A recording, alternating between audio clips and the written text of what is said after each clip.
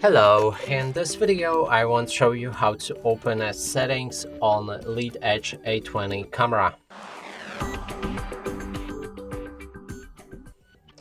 And to do this, first we'll need to identify where the mode button is, and the button is located right here on the power key. Now we need to press on it several times to open the settings.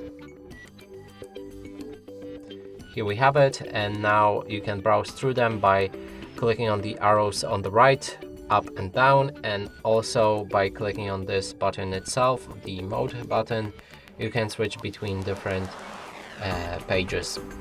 And to confirm any of the button presses, you'll need to click on the shadow key right here.